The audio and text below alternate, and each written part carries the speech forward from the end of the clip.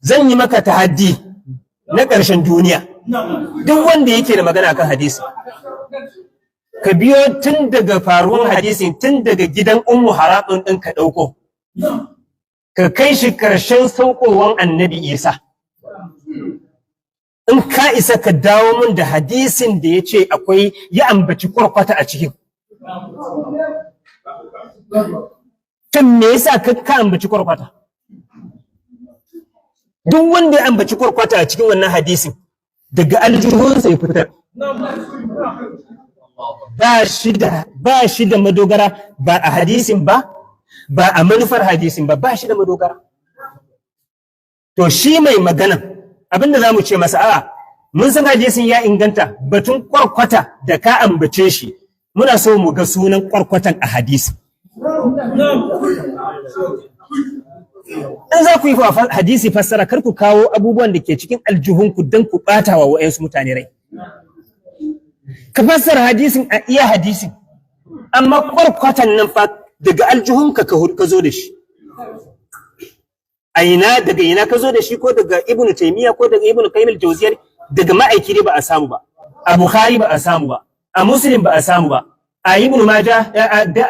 abi dawud ba a samu ba a tirmizi ba a samu ba ibn majah ba a samu ba darimi ba a samu ba baihaqi ba a samu ba kabir ba a samu ba muslim ahmad ba a samu ba muwatta imam malik ba a samu ba kwarkwatan muke so mu gani a cikin hadisi wallahi babu shi ko za a yi masa hangi zuwa gama gari wallahi bai isa ya kawo kwarkwatan nan ba shin ya ambaci sunan kwarkwata ne ya ambaci sunan kwarkwata ai an san kwarkwata menene kwarkwata a larabci ina so in ganshi a hadisin kawai ku kirkiro abu kawai ku kawo ku sa shi cikin hadisi zan ku yi wa ma'aikin batanci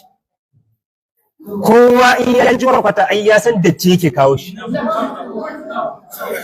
kwarkwata da datti lazimi da malzumi ba za su rabu ba duk lokacin da aka samu tsarki to ba za a samu kwarkwata ba a duk lokacin da aka samu datti za a samu kwarkwata ba za su rabu ba to da aka kama sunan kwarkwata daga nan ne hankali mutane ya tashi kuma gashi babu shi a cikin hadisi to masu zagi Bukhari me yasa za a zagi Bukhari shi bai ambaci kwarkwata ba wani ne gardi ya zauna don biyan bukatar sai ya ambaci kwarkwata kawai iya abin da za a ce masa mun ga Bukhari ga Bukhari nuna mana inda kwarkwata yake kaga to Buhari ya tsira ko bai tsira ba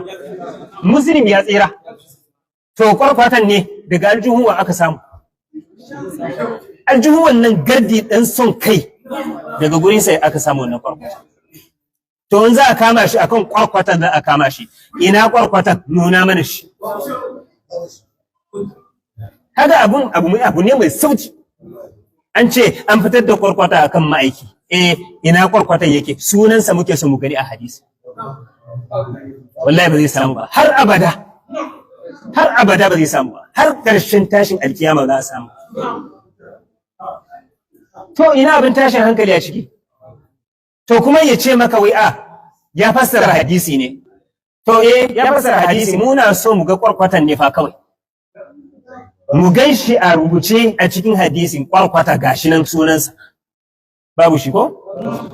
Tun babu shi wa ya kawo shi, shi ya kawo shi.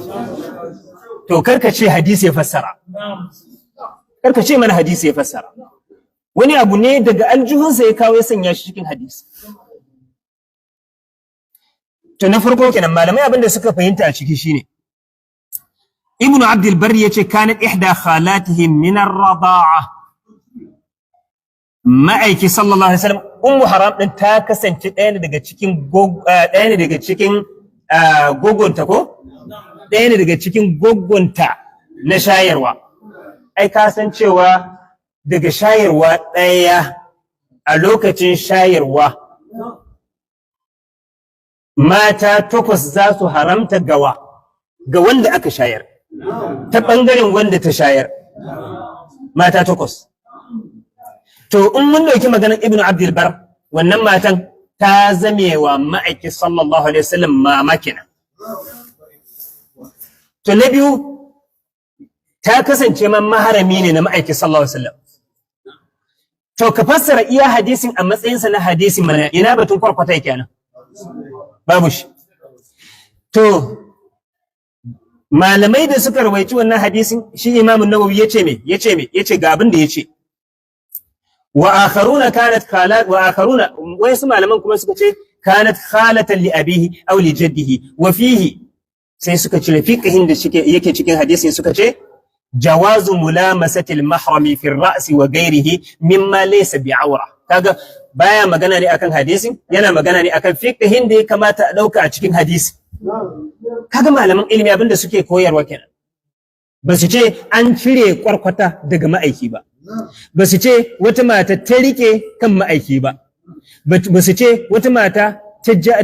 ta jara kan ma'aiki ba. A cewa suka yi ja'izi ne ga maharami ya kama hannun maharaminsa, ko ga mata maharami ta kama hannun maharaminsa, ta kama kan maharaminsa, haka ne kuma maharami yayi bacci a gidan maharamansa.